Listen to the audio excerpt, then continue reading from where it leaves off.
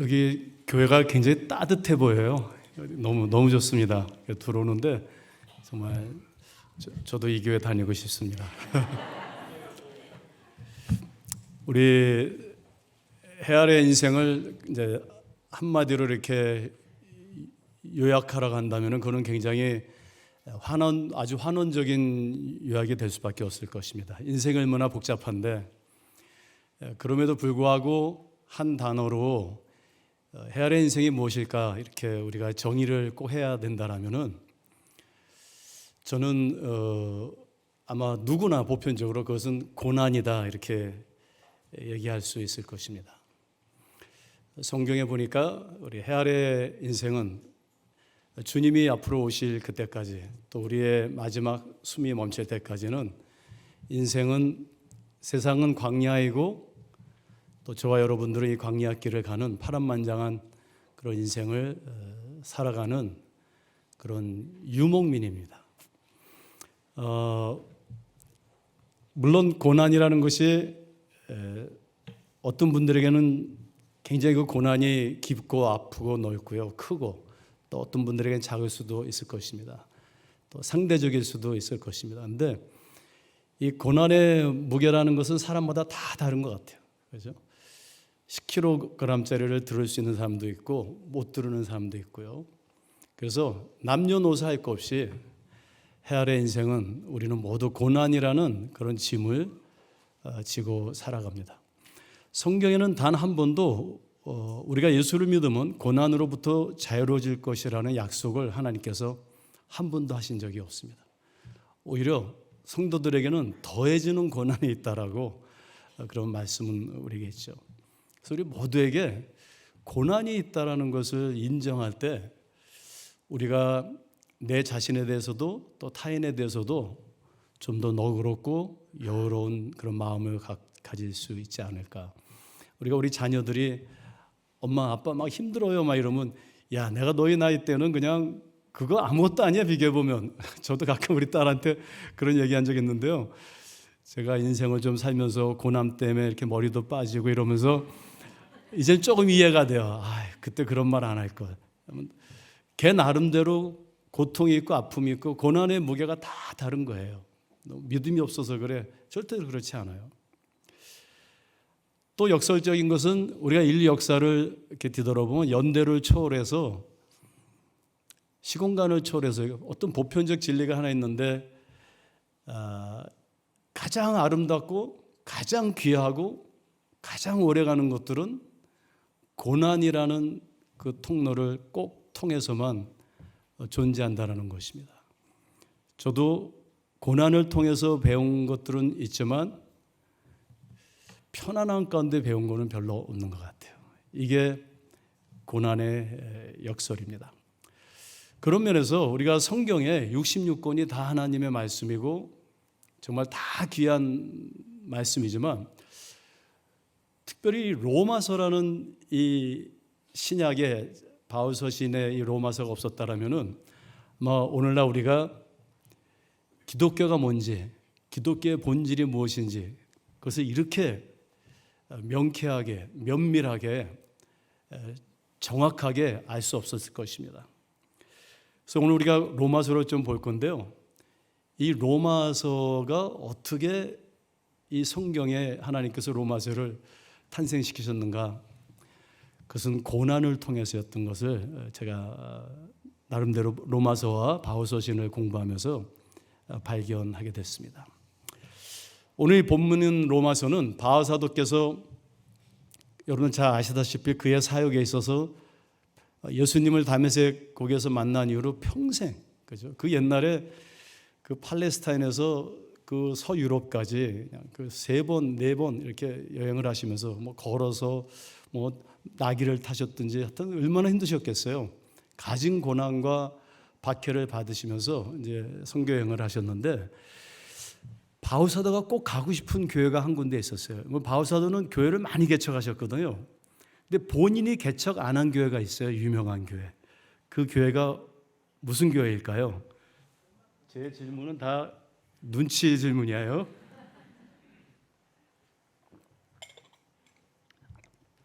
로마 제국 시대 때 가장 중요한, 전략적으로 중요한 곳이 어디입니까? 로마입니다.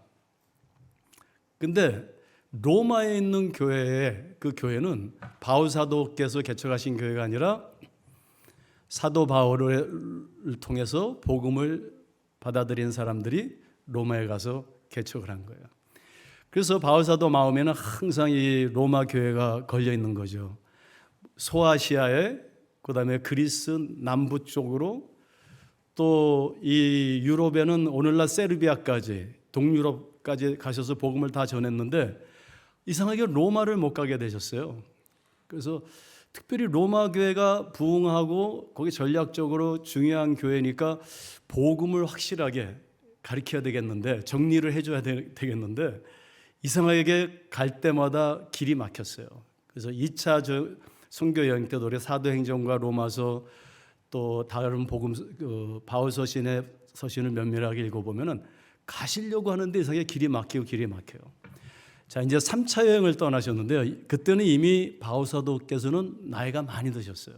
게다가 얼마나 고생을 하셨는지, 몸에 병도 있으시고 그동안 많이 돌로 맞고 뭐 채찍으로 맞고 감옥에 갇히고 뭐 한두 번 그 죽음의 고비를 넘기신 게 아니죠. 그래서 마지막으로 이 세 번째 여행을 하시면서 15장 쭉 보면 바울 사도께서 이제는 내가 이 지방에, 그러니까 이 지방이라는 건 지금 이 소아시아, 그다음에 지중해 동북 쪽을 얘기하는 거죠.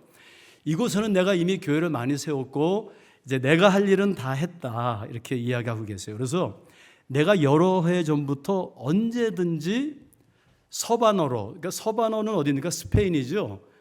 그러니까 유럽 맨 끝쪽, 스페인하고 포르투갈이니까 바울 사도가 보실 때는 이제 땅 끝이에요. 마지막으로 스페인까지 가서 항상 그리스 쪽에 와서 멈추시고 동유럽까지 오신 다음에 더 못 가셨는데 내가 죽기 전에 스페인까지 가겠다. 이번에는 다짐하시는 거예요. 그래서 거기 갈 때, 스페인을 갈 때 내가 로마 교회 이번에는 꼭 내가 가기를 바란다, 이렇게 서신에 쓰고 계신 것이죠. 이 로마 교회 교우들이 다수가 이방인들이고 아직 예수를 믿지만 이 복음이 무엇인지 신학적으로 잘 정리가 안 된 상태예요. 그래서 그들을 격려하고 그들의 신앙을 정확한 복음으로 경고해 주시기 위해서 간절히 가기를 원했던 것입니다. 1장 11절에 보면 로마서에 내가 너희 보기를 간절히 원한다. 15장 22절에 보면은 전에도 내가 너희에게 여러 번 가려고 했는데 그때마다 빈번 길이 막혀서 내가 아직까지도 못 갔다. 여러분들 얼마나 가고 싶겠어요? 로마 교회. 따라서 이 3차 여행 최종 목적은 스페인이에요. 그 가는 길목에 로마 교회 들으려고 완전히 준비를 하셨어요. 그리고 북시리아 안디옥에서 출발해서 그 먼 길을 갑니다. 그래서 이제 로마로 가는 길인데 갑자기 소식이 들려왔어요. 그 소식이 무엇입니까? 예루살렘에 있는 지금 그 그리스도인들이, 성도들이, 교우들이 박해로 인해서 지금 고난을 받고 있는데 특별히 생활고에 시달린다라는 거예요. 여러분들 옛날이나 지금이나요, 여러 고난 중에 생활고가 얼마나 심각해요? 얼마나 힘든 겁니까? 지금 예루살렘의 성도들이 먹고 사는 게 힘들어진 거예요. 게다가 박해를 받고 있는 게 점점 심해져서 생활고를 겪는다는 소식이 들려왔어요. 바울 사도가 그렇게 가고 싶었던, 요번에 못 가면 못 가는 거예요. 3차 여행 마지막이에요. 근데 그 소식을 접한 직후에 로마로 가던 길을 멈추는 것입니다. 그리고요, 그리스까지 가셨는데 그 그리스 북쪽에, 남쪽엔 고린도고 북쪽에는 마게도니아죠.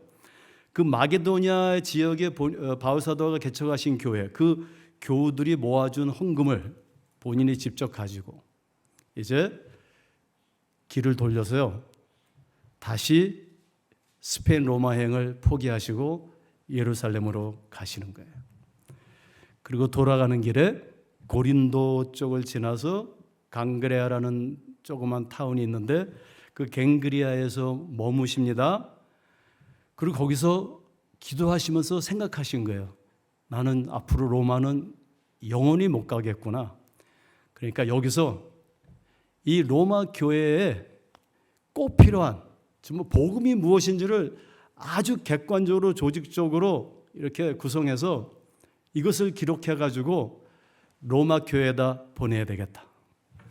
그래서 그 갱그레에서 머무시면서 저 여러분들에게 오늘 우리가 읽고 있는 뭐죠? 로마서를 기록하신 거예요. 만약에 그때 바울 사도께서 사실 혼자 계시지 않았어요. 바울 사도의 일행이 있었는데 거기 보면 디모데도 같이 있었고요. 누기오도 있었고요. 그다음에 야손도 있었고요. 소시바도도 있었어요. 제가 바울이라면은 디모데야, 누기야야, 야손아, 너희들이 이 헌금을 가지고 빨리 예루살렘에 가서 도와줘라. 나 이번에 로마를 꼭 가야 돼. 전에도 내 못 갔어. 이번에 못 가면 난 못 가. 이러고 저는 아마 로마 교회로 갔을 거예요. 근데 만약에 바울 사도가 로마 교회를 그냥 가셨으면은 우리에게 무슨 책이 없을까요? 로마서가 없었겠죠. 저는 그 바울 서신을 읽으면서 전자 한번 상상을 해봤어요. 여러분 성경에 안 써 있거든요. 왜 바울 사도가 예루살렘으로 자기 제자들 보내지 왜 본인이 직접 갔는지. 더군다나요. 이제 가던 길을 돌려서 예루살렘으로 가는 길에 예루살렘에서 메신저들이 왔어요. 와가지고 바울 선생님 예루살렘에 오지 마세요. 지금 예루살렘에서 선생님이 오시면 선생님을 잡아서 죽이려고 하는 사람들이 지금 진을 치고 있습니다. 이런 소식이 또 온 거예요. 그럼 한번 생각해 보세요. 이제 예루살렘으로 돌아가면 죽는 거예요. 실제로 돌아가서 잡히시죠. 가진 고난 다 받으시고 나중에 순교 당하시는데 돌아가면 죽는 거예요. 그죠? 근데 바울 사도가 왜 돌아가셨을까요? 저는 바울 서신 읽으면서 제 생각이에요. 한 가지를 깨달은 게 있어요. 바울 사도는요, 그 누구보다도 그 어떤 사도보다도 고난을 제일 많이 겪으신 분이에요. 그래서 이분은요, 고난 받는 자들의 마음을 아세요. 배고픔이 뭔지를 아세요. 생활고가 뭔지를 아세요. 핍박받는 것이 뭔지를 아세요. 그래서 예루살렘에서 핍박받고 생활고를 겪고 있고 고통당하는 성도들을 외면할 수가 없었던 것이. 그래서 목숨을 걸고 그 헌금을 가지고 예루살렘을 로마형을 포기하고 그 위험한 예루살렘으로 돌아가신 것이에요. 저는 이것을 생각하면서 로마서를 고난의 시각으로, 우리 보통 로마서를 읽으면은 굉장히 교리적으로 접근을 하는데 고난의 시각으로 한번 바라봤어요. 자, 그랬더니요, 이런 이야기들이 나옵니다. 로마서 1장, 2장, 3장에서 바울 사도는 먼저 이 기독교 복음의 핵심적인 실체를 소개하는데 크게 세 가지로 소개하고 있어요. 첫째는 우리 인간은 타락했다. 그러니까 절대 타락성을 얘기해요. 우리는 모두 하나님 앞에서 죄인이다. 이것을 얘기해요. 그리고 그 죄의 결과로 우리에게는 고난이 있다. 이것을 이야기하고 있어요. 두 번째는 그 죄에 대한 하나님의 심판과 세 번째는 그 심판을 넘어서는 하나님의 은혜에 대해서 얘기하고 있는데요. 오늘 우리가 고난에 조금 포커스를 두겠어요. 먼저 바울 사도께서는 의인은 없나니 단 하나도 없다. 여기서부터 출발하는 거예요. 여러분들 기독교의 복음은 어디서부터 출발이냐면 내가 하나님 앞에서 죄인입니다. 여기서부터 출발하는 거예요. 저희 아버님, 어머님이 53년 전에 브라질 남미로 가셨어요. 그래서 제가 얼굴은 한국 사람이지만 8살 때 브라질에 가서 초등학교 1학년부터 대학교까지 브라질에서 다 공부를 하고 한국말보다 포르투갈어를 제가 더 잘해요. 근데 우리 부모님이 나중에 이제 미국에서 이렇게 사시게 되고 제가 한국에 왔는데 제 아내가 딱 이때예요. 부활절 전 이렇게 고난주쯤 되면은 참 감사하게 제 아내가 미국에 계신 우리 부모님을 한국으로 꼭 초청해 줬어요. 지금 우리 아내가 유튜브 보고 혹시 있을지 몰라서 아내 자랑을 좀 해줘야지 제가 점수를 땁니다. 그래서 뭐 90 넘으시고 이제 노인이시니까 누워 계시다가 부활절만 되면 예수님과 함께 부활하세요. 한국에 오시려고. 그럼 제 아내가 이제 같이 모시고 이렇게 다니는데 한 번은 경부고속도로를 지나가는데 그 휴게소에 들어갔어요. 그때 화장실 들어가신 우리 아버님이 우리 아버님 레퍼토리 있어요. 6.25 때 뭐 주먹밥 들고 뭐 이북에서 부산까지 걸어가시고 뭐 매일 레퍼토리가 있으신데 우리나라가 얼마나 못 살았는데 옛날에 화장실이 얼마나 들어오는데 여기 화장실 들어가니까 액자가 막 걸려 있죠. 막 꽃이 있죠. 클래식 음악이 나오죠. 소변을 보시더니 딱 돌아서더니 사진 한 장 찍어라 그래요. 우리나라 이렇게 잘 살게 됐어요. 화장실도 그 사진 백그라운드가 되니까. 그럼에도 고난이 있죠. 고난이 있는데 제가 어렸을 때는요 화장실이 재래식 제가 기억나요. 시골 가서 한번 그 화장실에 제가 빠져본 적이 있어요. 똥이 여기까지 차가지고 그때 독이 올라가지고 이렇게 머리가 다 빠진 건데 우리가 어렸을 때는 화장실 가면요 그 구데기를 세워봤어요. 구데기들이 이렇게 올라오죠. 막 올라옵니다. 저도 뭐 60이 넘어 여러분들 60대 이상 되시면 다 아실 거예요. 이렇게 보면은 구데기들이 올라와요. 이렇게 똑 떨어지고. 그럼 그거 세는 재미가 있어요. 그러면 구데기들이 재주 좋은 놈은 기가 막혀 이렇게 올라와서 컵으로 이렇게 해가지고 이렇게 올라와요. 그럼 제가 또 탁 밟고 이제 그랬어요. 근데 성경에 보면 하나님께서 너 야곱 구데기야 이렇게 얘기하시는데 욥기에 가도 그런 말이 나와요. 구데기라는 말이 나와요. 인생 빌다 욥의 친구들이 우리 인생 구데기들 벌레 아니냐 이렇게 얘기하는. 우리가 나는 공부 좀 조금 했어 그러다 뚝 떨어져. 나는 좀 선하게 살아 그러다 뚝 떨어져. 나는 좀 건강해 그러다 뚝 떨어지고. 나는 돈 좀 있어 이러다 뚝 떨어지고. 어떤 사람은 난 기도 많이 해 그러다 뚝 떨어지고. 나는 뭐 의로워 그러다 뚝. 이게 우리 인생이 복음은 어디서부터 출발하냐면요. 정말 우리가 복음을 깨달으려면 나는 하나님 앞에서는 구데기입니다.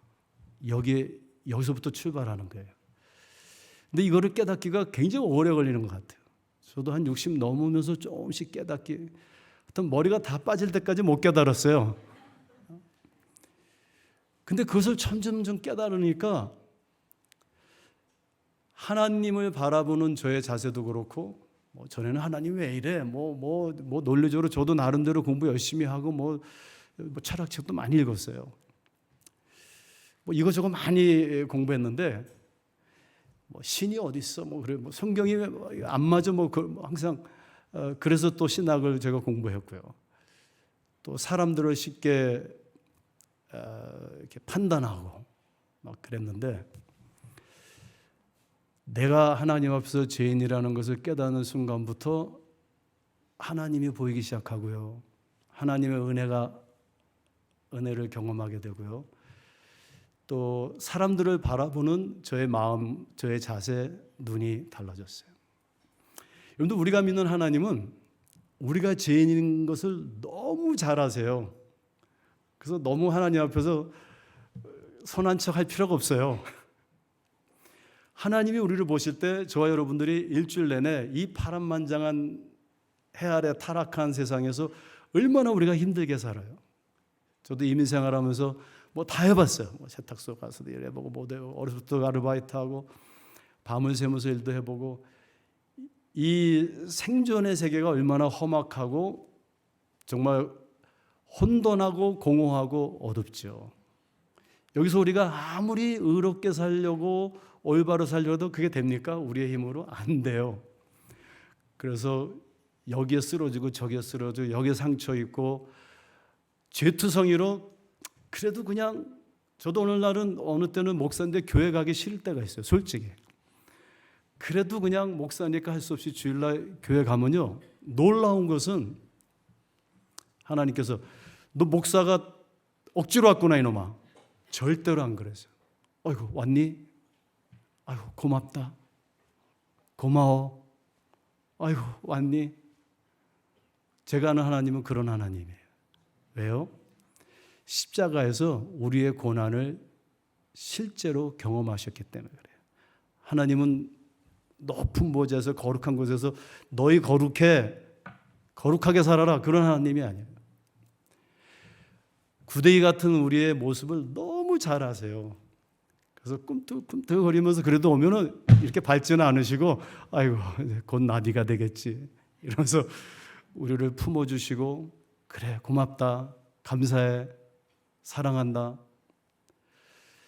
그것을 조금씩 깨달으면서 은혜가 뭔지를 알게 됐어요. 나의 나 되는 것이 나의 노력이 아니고 하나님의 은혜이구나.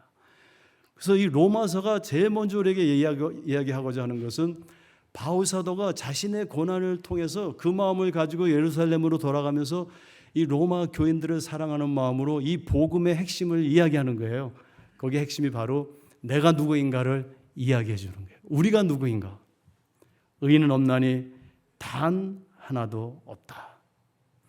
피조물이 8장 22절에 보면 피조물이 다 이제까지 함께 탄식하며 함께 고통을 겪고 있노라 이렇게. 그러니까 사람만 고통을 받는 게 아니고요. 이 죄로 인해서 모든 피조물이 나무도 자연도 바닷물도 다 플라스틱이고 동물도 다 고난이에요. 이것을 얘기해요. 그래서 전도서는 해 아래 인생은 헛되다 이렇게 얘기하죠. 그러니까 성경은 해 아래 우리의 인생이 이 죄로 인해 타락으로 인해 헛되고 고통스럽다라고 분명히 명시하고 있는 것이에요. 여러분들 고통 외에 헛된 것 외에 해 아래 인생에 있어서 다른 가능성이 절대로 존재하지 않아요. 저는 오늘 밤 저 여러분들이 그 확신을 가지고 가셨으면 좋겠어요. 고난아 너하고 나하고는 뗄래야 뗄 수가 없구나. 이렇게 이 고난으로부터 우리가 뭐 예수를 믿으면은 고난으로부터 자유로워지는 게 아니죠. 고난 앞에서 우리의 태도와 우리의 생각과 그죠? 우리의 시각이 변하기 시작하는 거예요. 성경은 이 부조리한 인생 허무하기 십상이다 이렇게 우리에게 분명히 이야기하고 있어요. 근데 착하게 살아도 고난이 있고요. 다 뭐 인과응보적인 것이 아니고요. 궁극적으로 헛돼요. 깨어지지 않는 신화이고 불편한 진실이에요. 인생은 고난이에요. 왜요? 우린 타락한 인생, 죄 가운데 살아가기 때문에 그래요. 결론적으로 모든 피조물이 고통 가운데 있는 것은 의인은 없나니 단 하나도 없고 모든 사람이 우리가 그 3장 10절에 바울 사도가 얘기하시죠. 죄를 범하여 하나님의 영광에 이르지 못하기 때문이라 이렇게 이야기하고 있어요. 이게 너무 중요한 복음의 고난과 관련된 사실이에요. 그 제주도에 가면은 감귤나무를 심는데 탱자나무 보셨죠? 막 가시투성이에 딱딱하고 쓸모없는 그 탱자나무에다가 감귤나무를 이렇게 딱 접목해서 심어요. 저도 제주도 여러 번 가봤는데 왜 그렇게 심냐고 그랬더니 그냥 심으면 바람이 세가지고 제주도에서 그냥 날아간대요, 감귤. 그래서 거기 그 가시 같은 딱딱한 쓸모없는 가시투성이 나무에다가 감귤나무를 접목시키면은 거기서 그 맛있는 제주도 감귤이 나오는 거예요. 열매를 맺는 거예요. 근데 우리 인생은요, 우리가 예수를 믿게 되면은 우리 삶의 가시가 고난이 다 없어지는 게 아니에요. 그대로 있어요. 근데 여기에 하나님의 은혜와 하나님의 용서와 하나님의 사랑과 그 하나님의 오래 참으심을 접목시켜 주시는 거죠. 그래서 이 가시와 같은 인생을 살면서도 예수를 믿는 궁극적인 목적은 우리가 가시로부터 고난으로부터 자유로워지고 우리 자식 자녀들 다 잘 되고 뭐 모든 병도 다 낫고 그런 게 아니죠. 그런 게 아니고요. 그 하나님의 은혜가 접목되어 그 고난 가운데서도 아름다운 열매를 맺는 것입니다. 기적, 병 고치는 거, 복 받는 거, 교회 안 와도 충분히 돼요. 저는 남미에서 아프리카에서도 오래 살아봤는데요. 거기 가보면은 대낮에도 무당이 뭐 이렇게 하면 병도 낫고 귀신이 들어왔다 나갔다 하고, 기적이라는 건 교회 안에서만 일어나는 게 아니에요.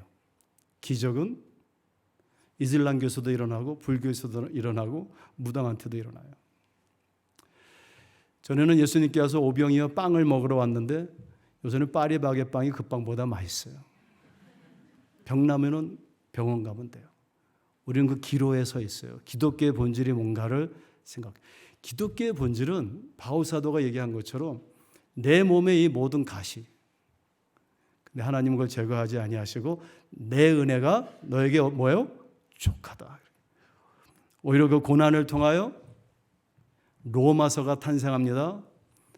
오히려 십자가의 고난을 통하여 저와 여러분들이 구원을 받았습니다. 저는 언젠가부터 그래서 고난이 오면은 놀라지 않기로 했어요. 왜냐하면 고난이 우리에게 오는 것은 당연한 것이에요. 좌절 안 하기로 했어요. 안 하기로 한 게 아니라 하나님께서 그렇게 자꾸만 만들어 주셨어요. 바울 사도는 로마서에서 이러한 헤아려 인생의 고난에 있어 그것이 환경적이든 재정적이든 관계적이든 육체적이든 구속받은 우리 그리스도인들도 이에 절대 자유로울 수 없습니다. 이렇게 지금 여기서 선포하고 있는 거예요. 그러면서 5장 4절에 가면은 우리가 환난 중에 이렇게 얘기해요. 바울 사도는 항상 환난 중에 살고 계세요.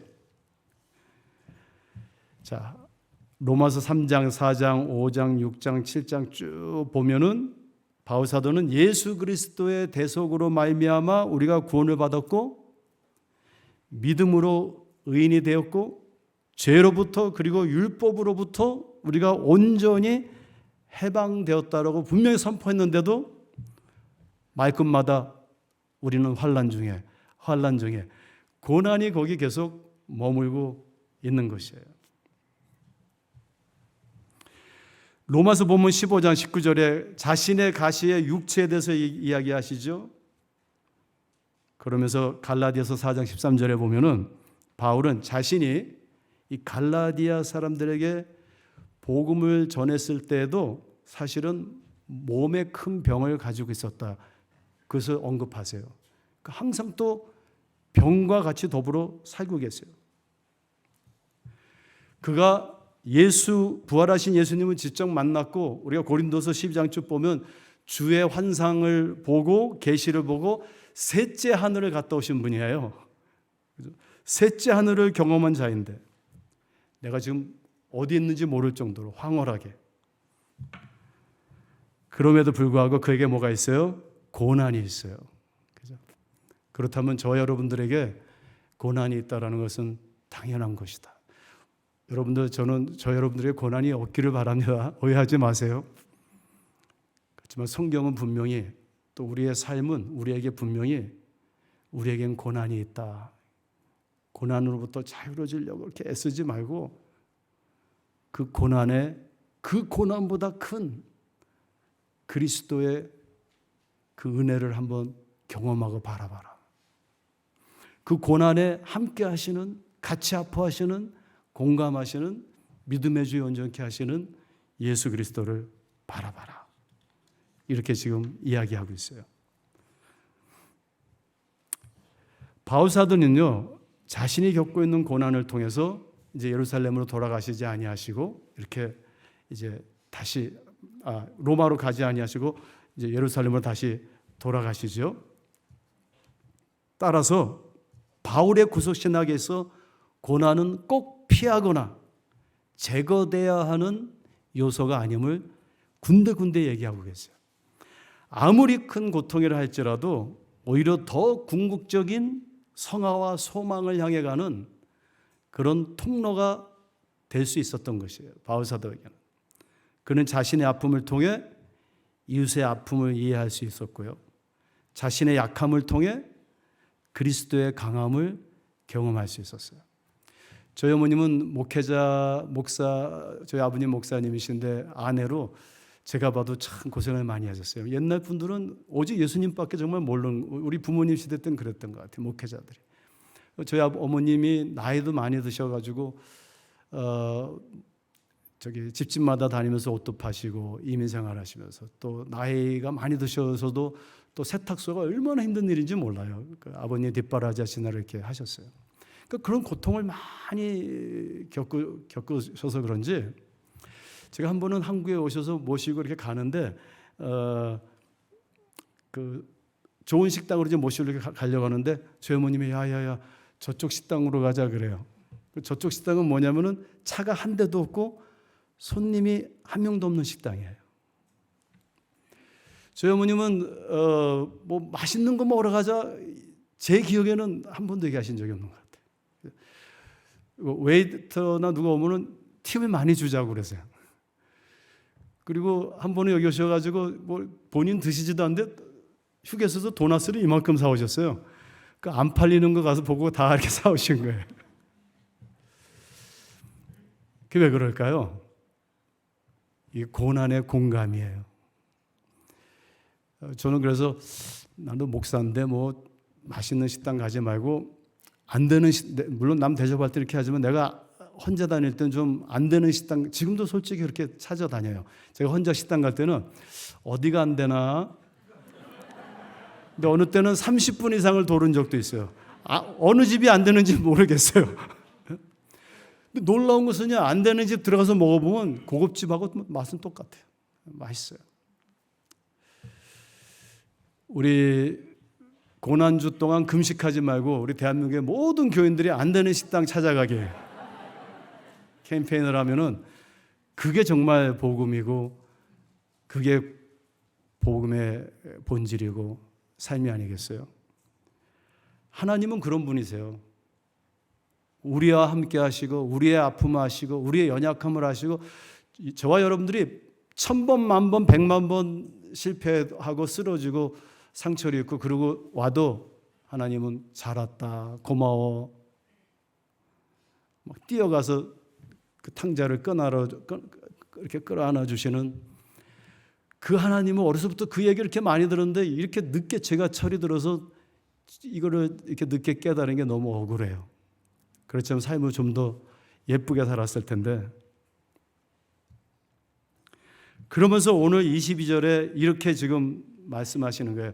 우리는 죄인이다. 우리에겐 고난이 있다. 그렇지만 우리는 그 고난보다 더 큰 그리스도의 은혜가 있다. 이렇게 얘기하시면서 오히려 고난으로 인하여 우리가 성화되고 고난으로 인하여 그리스도의 강함을 우리가 경험하게 되며 어떻게 보면 바울 사도는 고난을 찬양하고 있어요. 그러면서 22절에 어떻게 결론을 냅니까? 피조물이 다 이제까지 함께 탄식하며 함께 고통을 겪고 있는 것을 우리가 압니다. 우리 모두가 압니다. 그러면서 28절에 뭐라 그래요? 우리가 알거니와 하나님을 사랑하는 자. 우리가 어떻게 하나님을 사랑하겠어요? 그러니까 이 번역을 좀 이렇게 해석 번역하면 하나님의 은혜로 이 고난 가운데서도 하나님을 사랑하게 된 자들 이런 말이에요. 하나님의 은혜 때문에 하나님을 사랑하게 된 자들 우리가 곧 그의 뜻대로 부르심을 입은 자들에게 나중에 그 8장에 가면 만세전부터 우리를 미리 정하시고 아시고 부르시고 영화롭게 하시고 그렇게 부르심을 입은 자들에게는 한번 따라해 보세요. 모든 것이 합력하여 선을 이룰 것입니다. 아멘.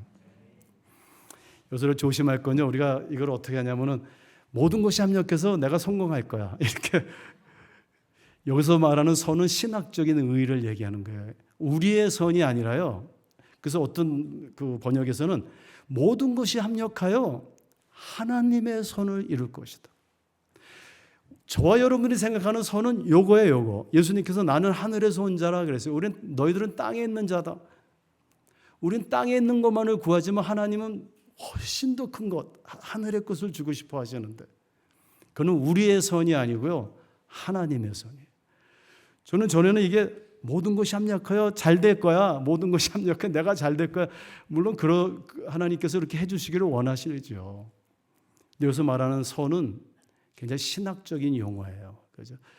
이거는 하나님의 영원한 선을, 우리는 감히 잴 수 없고 볼 수 없는 그 영원한 하나님의 섭리적이고 주권적인 선을 저와 여러분들을 위해서 꼭 이루신다고 약속해 주신 거예요. 그 약속을 믿고 저 여러분들이 고난을 잘 견디고, 그리고 그 고난을 주님 앞에 내려놓고 주님을 바라보는 그런 삶을 살 수 있기를 주님의 이름으로 축원드립니다. 여러분들, 고난에는 답이 없습니다. 어떤 사람은 고난에 꼭 답을 찾으려고 하는 사람이 있어요. 하나님이 있으면 왜 고난이 있고 뭐 또 답 없어요. 고난은 영원한 신비입니다. 고난은 어떠한 상황에서도 그렇지만 아프고 힘든 거예요. 그러니까 아프고 힘들 때 서로 위로해주고 아프다고 얘기하시고요. 그죠? 그렇지만 답은 없어요. 따라서 아파하세요. 그렇지만 또 우리가 계속 질문만 한다면 답은 없고, 계속 아파만 한다면 무력해지기 십상입니다. 고난을 원망할 수 있어요. 한번 원망하세요. 그러나 우리가 원망만 하면은 아주 비평적인 사람이 돼요. 모든 것을 삐까닥하게 보게 되죠. 고난의 정답을 아주 집요하게 추구하는 사람들이 있어요. 그러나 그 답이 없는 질문에만 머문다면은 절망과 좌절만의 삶을 살게 될 거예요. 따라서 바울 사도는 이 복음의 핵심에서 타락으로 인하여, 우리가 죄인임으로 인하여 우리에게는 고난이 있을 수밖에 없다라는 이 고난의 현존을 바울 사도는 받아들인 것이에요. 그리고 우리의 구속이 본질적으로는 이 땅에서 고난을 제거하는 데 있지 아니함을 명시합니다. 물론 여러분들 아프시면 하나님께 아프다고 병 고쳐주세요, 또 돈도 주세요, 관계도 회복시켜 주세요, 그런 기도 드려야 됩니다. 하나님께서 그런 기도도 들어주시죠. 근데 그게 기독교의 본질은 아니라는 겁니다. 그거는 모든 종교의 현상이에요. 기독교의 본질은 그보다는 고난에 대한 구속적인 시각을 우리가 갖게 되는 거예요. 고난 앞에서의 구속적인 시각을 갖게 되는 거예요. 이는 고난에도 불구하고 그리스도 안에서 모든 것이 합력하여 궁극적으로는 꼭 반드시 절대적으로 하나님의 선이 성취될 것이라는 것을 확신하는 겁니다. 믿는 것입니다. 그럴 때 우리는 고난하고 조금 친해질 수 있는 것이에요.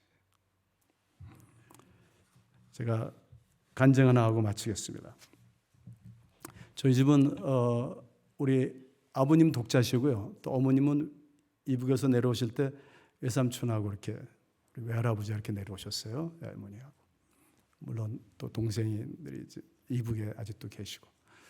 작년에 저희 어머니 아버님이 한 6개월 반 사이로 두 분이 다 돌아가셨는데, 건강하게 사시다가 두 분이 다 이렇게 딱 한 2주 정도 돌아가시기 한 달 전까지도 매일 아침 차를 모시고 미국에서 두 분이 바닷가까지 갔다 오시고 이렇게 건강하게 사시다가 2주 누워 계시다가 이렇게 돌아가셨어요.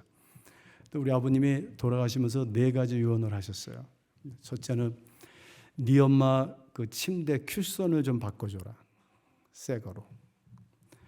두 번째는 네 엄마 그 아침에 커피 끓여 드려라. 세 번째는 네 엄마 아이스크림 좋아하신다. 네 번째는 네 엄마 맥도날드 싫어하시고 버거킹 좋아하신다. 제가 지금 버거킹 선전하는 거 아닙니다.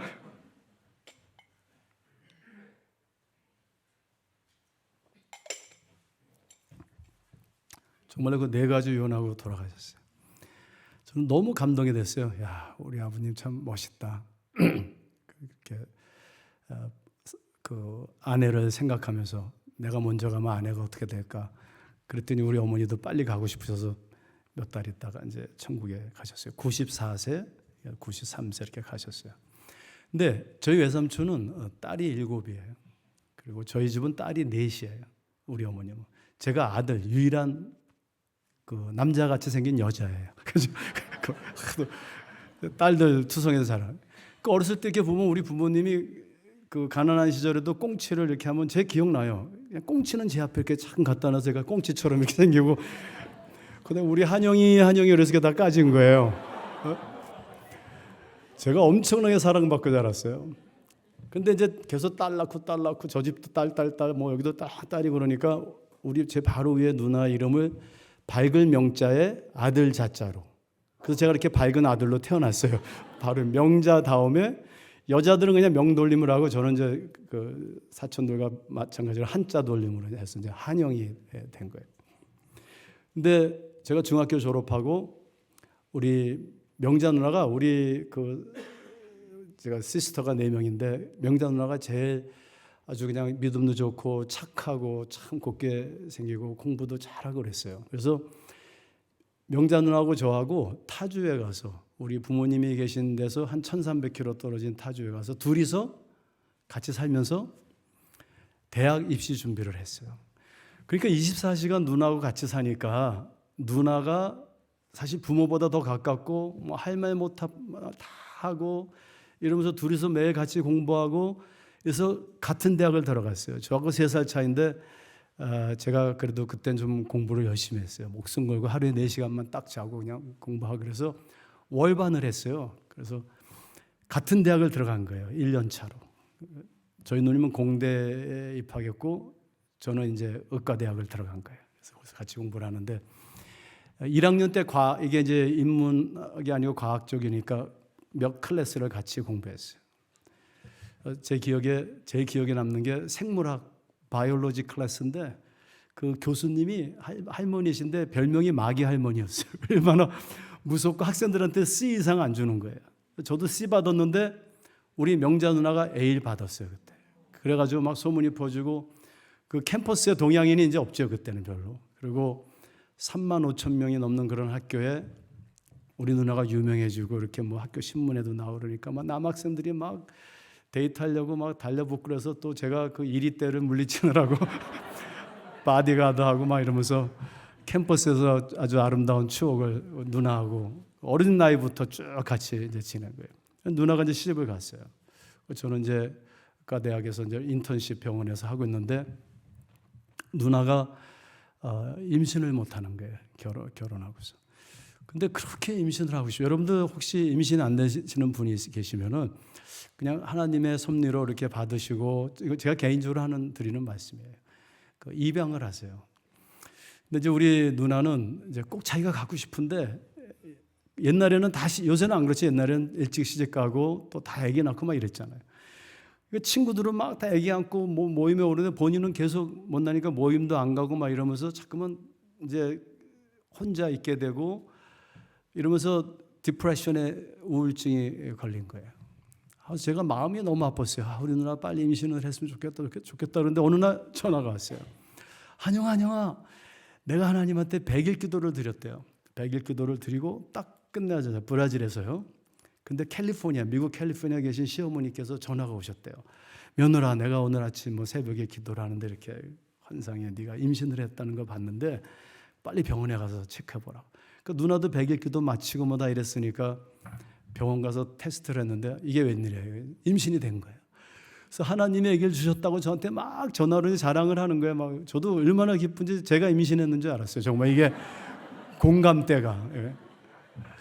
근데 저는 의학을 했으니까 그게 무슨 그땐 저 신앙도 없었고 그냥 일찍 집 나와가지고 혼자 살면서 신앙이 없었어요. 그러니까 그게 무슨 하나님이 주신 아기야. 그게 다 14에 의학적으로 딱 이렇게 해가지고 월경하고 그러면 그 딱 맞아서 이제 임신이 된 거죠. 어떻든 간 축하한다고. 그리고 3개월이 지났어요. 전화가 왔어요. 뭐 한 1300km 떨어져 사니까 보지도 못하죠 서로. 저도 바쁘고 병원에서. 근데 다 죽는 소리예요. 한영아, 나 지금 그렇게 설명을 해요.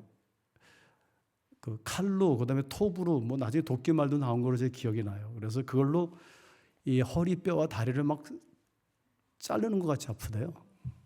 그래서 누나 그럼 빨리 병원에 가야지. 그랬더니 하나님이 주신 아기래요.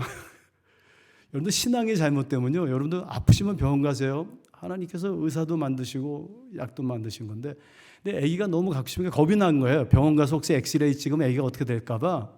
3개월 후에는 엑스레이 찍어도 되거든요. 그런데 그걸 안 가고 있는 거예요. 네가 좀 와달라는 거예요. 그래서 제가 할 수 없이 주말에 비행기를 타고 갔어요. 가서 보니까 누워 있는데 어찌할 바를 모르는 거예요. 그래서 누나 이거 심상치 않은데 내가 어느 산부인과 의사 소개해 줄 테니까 꼭 가야 돼. 약속을 받고 돌아왔어요. 며칠 후에 전화가 왔어요. 한영아, 나 지금 아직도 너무 아픈데 의사가 이 자궁이 커져가지고 지금 척추 허리를 누르는 거래. 나 참으면 돼 그래요. 근데 그게 참을 게 아니었어요. 사실은 암이었어요. 근데 여러분들 그 이빨 신경 뭐 실 같은 거 눌려도 얼마나 아파요. 근데 이제 육종 사르코마 이런 암이었는데 이 암덩어리가 사실 우리 몸에서 제일 아픈 데가 어디냐면 뼈예요. 뼈 그 피에 그 미세 신경이 많아요. 뼈가 부러지면 엄청나게 아파요. 그리고 특별히 척추에 얼마나 굵은 신경줄이 많아요. 근데 이 암덩어리가 뼈를 부시면서 생뼈를 부시면서 척추 신경을 갉아먹기 시작한 거예요. 그런데 우리 누나는 이 모성애가 뭔지 그냥 혼자서 이빨을 깨물면서 타일레놀 하나도 안 먹고 아기한테 잘못될까 봐 그걸 참은 거예요. 그 여성들이 임신을 하면은 에스트로겐이나 시간이 어떻게 되죠? 제가 시간을 안 재고 시작해서 50분 몇 시까지죠? 예. 에스트로겐, 프로제스테론 이런 여성 호르몬이 10배에서 많을 땐 30배 분비되죠. 그 여성 호르몬이 아기 세포를 빨리 자라게 하는데 암세포가 있으면 암세포는 그렇지 않아도 빨리 자라는 게 특징인데 암세포도 빨리 자라게 하는 거예요.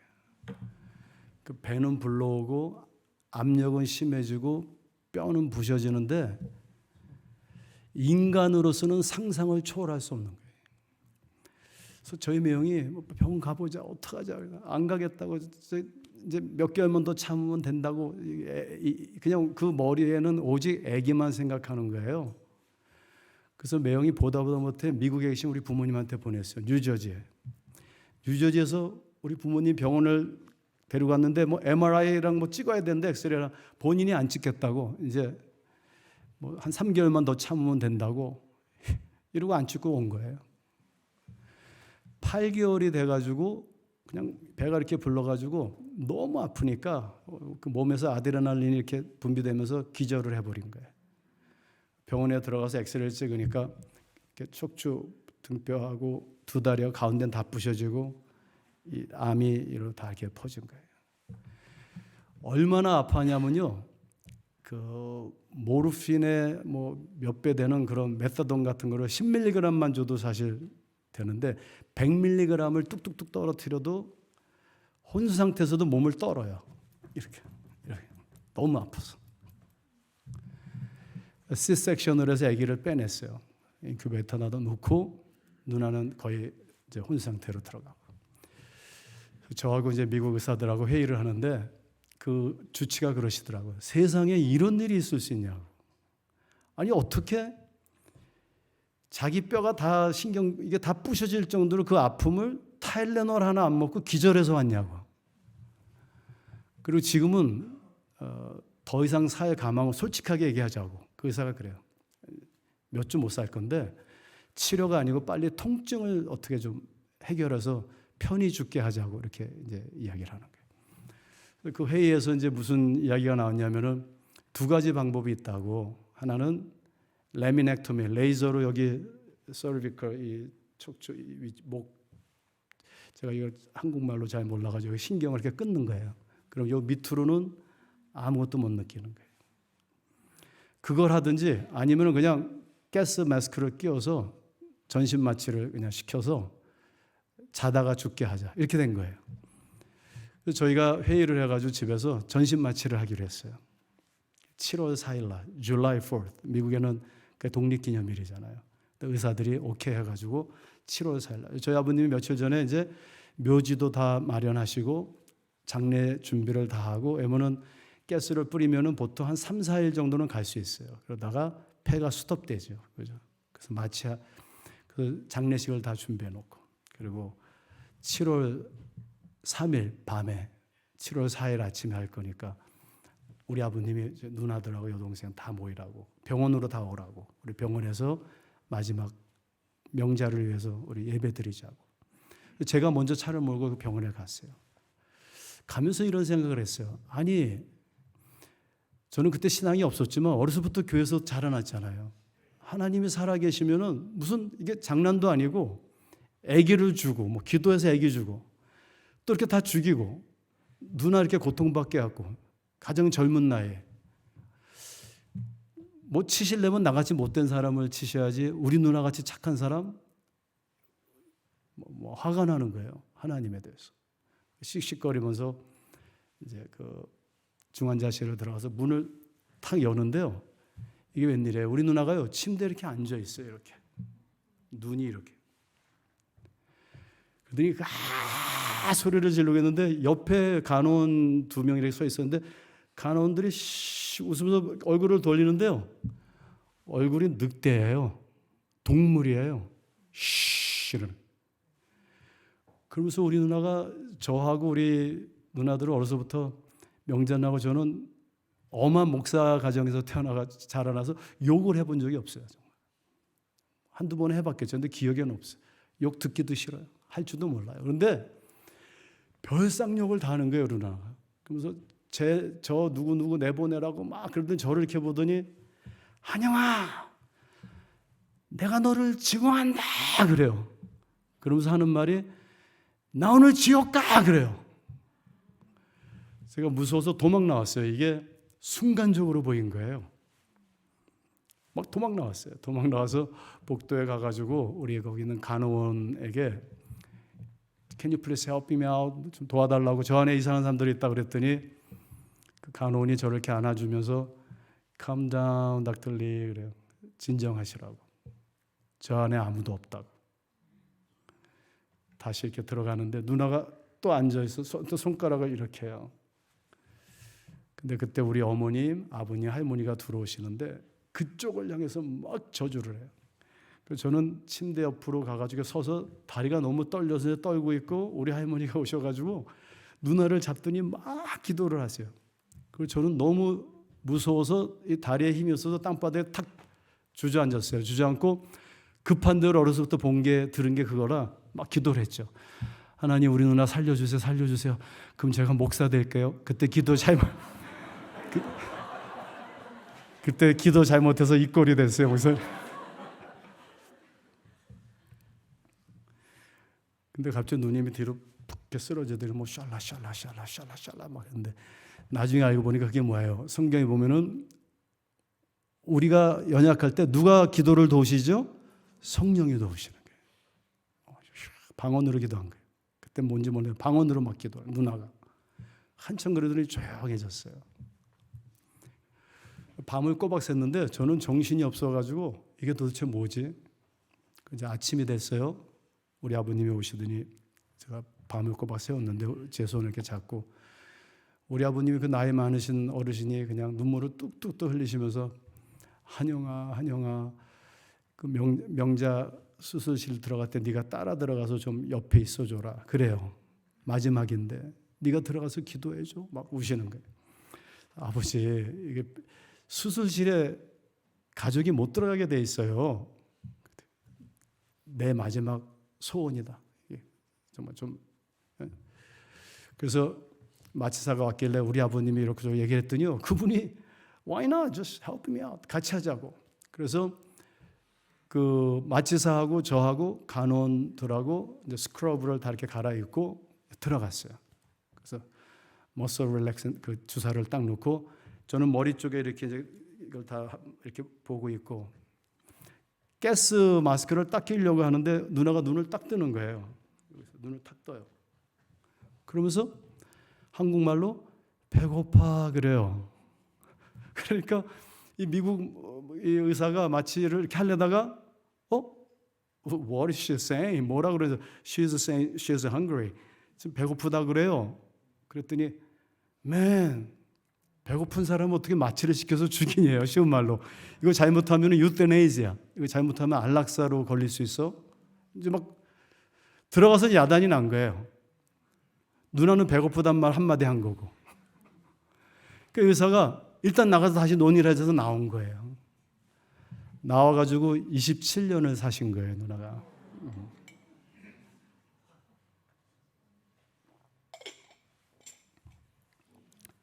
누나가 정신이 좀 들고 이러더니요. 본인이 2주를 못 산다는 걸 알아요. 2주 이상 못 산다. 자기가 죽기 전에 소원이 하나 있대요. 그거 좀 들어달래요. 그 아픈 몸을 가지고. 뭐냐 그랬더니 자기를 좀 교회에다가 데려달라 그래요. 뭐 하려고? 천국 가기 전에 화장실 청소 한번 해보고 가겠대요. 교회 가서 자기 평생 교회 다녔는데 그 더러운 화장실 누가 치워놨는지 모르지만 나는 가서 매일 사용만 했는데 내가 가서 화장실 청소를 한번 하고 죽겠대요. 그래서 매형하고 저하고 그거 뭐 다 들고 허락받아서 그 아픈 사람을 갖고 갔는데요. 저희 누님이 굉장히 보통 깨끗한 사람이 아니에요. 그 화장실을 깨끗하게 청소했어요. 일주일이 지났는데 또 안 죽어요. 두 주의 석쇠. 제가 우리 누나를요, 솔직하게 몇 번 죽이려고 그랬어요. 마음에 너무 힘들어하고 너무 고통스러워. 저렇게 살아서 뭐하나? 왜 안 죽지? 내가 그냥 누나를 죽이고 감옥을 가는 게 낫겠다 내가. 그래서 1년에 6개월은 병원에 입원하고 뭐 수술 뭐 이렇게 걷다가 그냥 다리가 부셔져요. 이렇게 뚝뚝뚝 부러지면 또 뼈를 잘라내고 또 쇠를 집어넣고 똥주머니, 오줌주머니 뭐 이 살에 그러니까 다 이렇게 살이 썩고 그 소변을 한번 보기 위해서 대변을 한번 보기 위해서 얼마나 애를 쓰고 24시간 그 아픔이 그대로예요. 그 떨리는 아픔이. 그 모르핀도 한계가 있죠. 그 본인이 그걸 더 먹으면 안 되니까 그냥 참는 거예요. 나중에는 이거 말로 표현을 없어요. 그래서 제가 병원에 있을 때 몰래 그 메타돈을 400mg까지 넣어줬어요. 죽이려고. 근데 안 죽어요. 제가 그때 깨달았어요. 한 번은 병원에 갔는데 이렇게 차트를 내가 봤어요. 미국 간호원들이 차트를 써놓잖아요. 이렇게 써놨어요. 이상하다. 그 언니들이 왔다 가면 명자가 좋아지는데 남동생이 왔다 가면은 이상해진다고 정말 써놨어요. 가슴이 철렁해가지고 생명의 주권은 하나님께 있구나. 저는 병원에서 일하면서 많이 봤어요. 그냥 맹장수술 아무것도 아닌 거 하고 죽는 사람 있는가 하면은 뭐 온몸에 암이 다 튕겨 나와도 안 죽는 사람이 있고. 근데 누나가요, 6개월을 입원을 하고, 한 3, 4개월 살면은 오뚜기처럼 일어나서 한 주도 안 빠지고 화장실에 27년 동안 그 교회 화장실을 청소했어요. 몸이 조금 이렇게 움직일만 하면은 음식 만들어서 감옥소에도 가져가고 병원에도 가져가고 루게릭 환자인한테 가서 또 방문 가고 사지가 멀쩡해서 싸우는 부부 있으면 우리 매형하고 같이 가서 우리 이렇게 힘든데도 사랑하고 사는데 싸우지 말라고. 근데 저희 아버님이 그래요. 너 명자에 대해서 좀 책을 하나 써라. 내가 제목을 원고를 가져오셨어요. 아버님이 쓰셔가지고. 물론 제가 출판은 안 했지만 제목을 주셨어요. 우리 아버님이. 제목이 뭐냐면 이런 사람도 있다예요.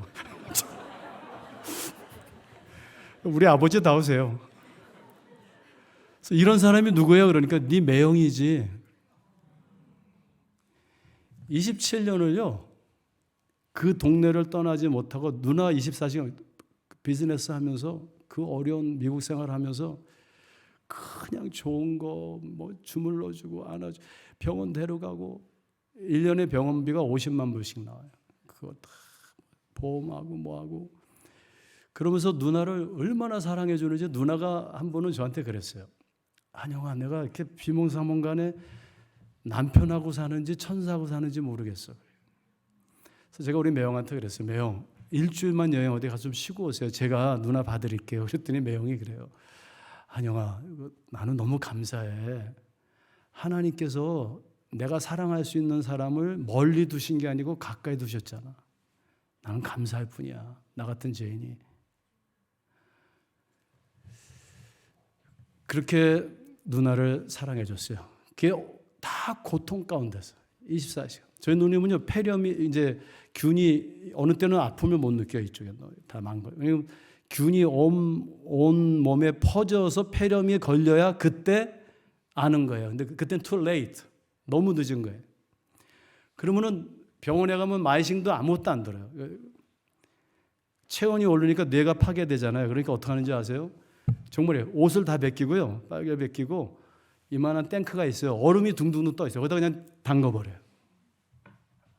한두 번 한 게 아니에요. 제가 누나를 데리고 다니면서. 그래서 누님이 그래요. 너는 한영아, 너 이렇게 화장실 가서 소변 볼 때마다 감사해. 저는 화장실 가서 소변 볼 때 정말 감사해요. 누나를 생각하면 감사해요. 대변 볼 때 감사해요. 대변 한 번 보니까 얼마나 힘든지 아세요? 네가 이렇게 자다가 몸을 마음대로 이렇게 돌릴 수 있는 거 감사해. 그래서 누나는 얼마나 많은 그런 가운데 또 휠체어 타고요. 어느 때 또 통역해 주러 가요. 이렇게 이민 오신 분들 사회복지 뭐 이렇게 탈려면은 이제 우리 누나가 가서 통역해 주러. 그러면 똥주머니, 오줌주머니, 뼈만 있는 사람이 가서 통역해 주면 사회복지사가 누가 도움 받으러 왔냐고 그러는데 돈 받는 사람 멀쩡히 서 있고요. 그러면서 고난 가운데 그리스도의 은혜를 접목시켜 버렸어요. 우리 누나는. 매형하고 두 분이. 한 번은 제가 인턴 때 병원에서 이렇게 나오는데 전에는 환자가 이렇게 아프면 아픈 것만 보였는데 이제는 사람이 보여요. 얼마나 힘들까. 요거 아픈 거 말고 그것과 관련해서 모든 삶이 우리 누나의 고난을 통해서 공감이 되는 거예요. 한 번은 이렇게 퇴근하는데 병원 복도를 지나 나오는데 저쪽 방에서 신음소리가 들려요. 옛날 같으면 안 들리죠. 근데 들려요. 들어가 보니까 티네이저예요. 소년인데 차트를 보니까 이 림포마가 다 퍼져가지고 암이 거기 이제 암병동이니까 이 암덩어리가 여기 이렇게 자두처럼 막 나와 있는데 눈 뒤에서 이렇게 눌려서 눈알이 바깥으로 나와 있어요. 이렇게 삐쩍 말라가지고 그래서 집에 왔어요. 자는데 잠이 안 와요. 옛날 같으면 잘 자죠. 병원에 다 환자인데. 근데 이게 다른 거예요. 우리가 고난을 당하면 타인의 고난을 공감하게 되는 거예요. 그래서 밤에 다시 옷을 갈아입고 병원에 다시 갔어요. 방에 들어갔어요. 들어갔더니 걔가 끙끙거리고 있어요. 그래서 제가 얼마나 아프니? 나는 네 주치도 아니고 그냥 인턴인데 지나가다 이렇게 들어왔다. 얼마나 아파? 우리 누나도 암에 걸렸단다 하면서 눈 아픈 얘기 막 해주니까요. 이 친구가 눈이 좋아져요. 막 이렇게. 이 아픈 사람하고서 같이 아파하면 되는 거예요. 예수님께서 웃는 자와 함께 웃고 어떻게 해요? 우는 자와 함께 울어라. 근데 저는 세상에 태어나서 전도를 한 번도 안 해봤어요. 근데 갑자기 그 영혼이 너무 불쌍해요. 곧 죽을 것 같아요. 그래서 복음을 막 전했어요. 근데 제가 전한 게 아니라 그냥 성령께서 이렇게 인도하시더라고요. 그래서 막 자, 우리 누나도 그렇고 너도 그렇고 우리가 건강하면 건강한 대로 죄인이고 또 아프면 아픈 대로 죄인이고 우리 하나님 앞에서 다 죄인인데 예수님께서 우리 아픔을 대신 지고 십자가에서 다 지시고 우리 죄를 다 용서하셨고 네가 그 예수님을 영접하고 예수님 손잡고 너 지금 이렇게 이런 상황 너 잘 알잖아. 천국 가야지. 예수님 영접하려 그랬더니 얘가 이렇게 웃으면서 예스 그래요. 그러겠다고. 그래서 내가 너 위해서 기도해도 되니? 기도해달래요. 세상에 제가 처음으로 그런 기도까지 해봤어요. 붙잡고선 기도를 하는데 이게 뭐 얼마나 사랑스러운지 다 하니까 얘가 그냥 얼굴이 환해졌어요. 저도 너무 기쁨으로 그래 잘 자 그러고 집에 왔어요. 새벽같이 일어나서 제가 아마 6시 좀 안 돼서 도착했을 거예요. 병원에. 그 방에 들어가 봤더니 비어 있어요. 그래서 간호사한테 물어봤더니 새벽 3시에 죽었대요. 그때 제가 뭘 느꼈냐면 야 우리 누나가 그 고통이 없었다라면은 내가 이 복도를 그냥 지나갔을 것인데 우리 누나가 한 사람을 살렸구나. 그리고 한국에 와서 뭐 어쩌다 보니까 명자 누나라는 책을 요만한 책을 하나 쓰게 됐는데 사실 그게 명자 누나 책이 아니에요. 그냥 설교 3편을 써서 명자 누나 이야기를 조금 했는데 출판사에서 이름 안 팔린다고 이름을 명자 누나라고. 근데 명자 누나라는 그림을 그려왔어요. 명자 누나 그림을. 한 번도 제가 사진 보여준 적이 없어요. 근데 딱 보니까 이게 웬일이에요? 대학교 때 제가 기억하는 명자 누나 뒷모습이에요. 똑같아요. 몸도 그 딱 달라붙는 그 옷도 주황색도 항상 즐겨 입었던 거예요. 제가 깜짝 놀라서 네, 그냥 명자 누나로 하세요. 그리고 그 사진을 찍어서 페이스북에 올렸어요. 영어로 제가 밑에다가 우리 누나 명자 누나인데 이렇게 죽어서 짧은 책이 나왔습니다. 썼어요. 며칠 후에 호주에서 연락이 왔어요. 자기 이름이 마리나인데 우리 명자 누나 클래스메이트였대요. 30여 년 전에 대학교 제일 친한 친구였는데 내가 명자하고 계속 하다가 어느 날부터 명자하고 이게 연락이 끊어졌는데 아무리 찾아도 없었는데 우연히 컴퓨터를 이렇게 하는데 그게 떴다는 거예요. 명자 누나 그림.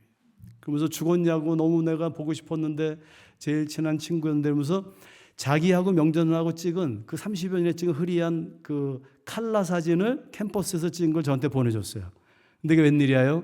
거기에 입은 옷하고 머리가 그 명자 누나하고 똑같은 거예요.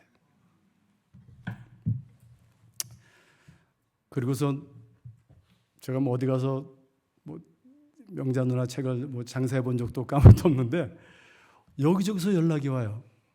어떤 분은 어린 딸 이렇게 데리고 운전을 하다가 차 사고가 나서 한 명은 죽고 또 하나는 반순부가. 그러니까 엄마가 살고 싶겠어요? 젊은 엄마가. 그래서 자살을 하러 가는 길에 우연히 교회를 지나다 들어갔는데 러비에 명자 누나 책이 있었던 거예요. 그걸 읽고 살기로 했습니다. 이렇게 또 연락이 오고. 어떤 분은 자녀하고 막 원수가 돼서 막 이래도 너무 힘들었는데 명자 누나를 책을 읽고 명자 누나 얘기가 많지 않아요, 그 안에. 어떤 사람이 인터넷에 이렇게 올렸어요. 사기쳤다. 예수 안 믿는 사람인데 제목이 명자 누나라 뭐 삼류 소설인 줄 알고 샀대요. 글을 이렇게 썼어요, 거기다가. 근데 뭐 이사야서 뭐 설교 있죠, 야고보 설교 있죠, 막 이러면서 그래서 이게 뭐야, 이게 무슨 사기꾼이야 이러면서 읽고 또 읽고 또 읽다가 제가 평생 간직하기로 했다, 이 책은. 그렇게 썼어요. 또 어떤 목사님은 목회를 그만두려고 했는데 명전날을 읽고 다시 하기로 했습니다. 어떤 목사님은 주일날이 이제 내일 아침인데 새벽 3시까지 설교 준비가 안 되셨대. 아무리 설교를 해도 마음이 괴로워서 설교가 당장 주일날 설교를 해야 되는데 근데 어떻게 책상에 그 명전날 서적이 있어가지고 그걸 밤에 읽고 그 다음날 아침에 그걸로 설교를 하셨대요. 부산 여기 병원에서 환자들이 연락이 와요. 용기를 얻었습니다. 우리 아픈데도 고난을 그냥 잘 이겨내겠습니다. 세브란스 병원에서 의사들 400여 명, 간호원들 뭐 거기 의과대학 교수들 다 새벽 아침 6시에 저를 초청해서 그 명전날 책 소개해달라고 그렇게 하고 환자들에게 그걸 주고 그리고 끝내는 제가 민숙이라는 책을 이제 신학책을 써서 누나한테 보냈더니 누나한테 전화가 왔어요. 한영아, 네가 이렇게 목사가 됐구나. 저는 막 목사가 안 되려고 막 이리 빼고 안 빼는데 안 죽는 거예요. 죽어야지 내가 목사가 안 되는데 그래서 할 수 없이 목사가 됐는데 그 누나가 그래요. 나 이제 죽어도 되겠네. 그리고 이제 전화를 끊었는데 일주일 후에 돌아가셨어요. 우리 잠깐 기도하는 시간 가졌으면 좋겠습니다.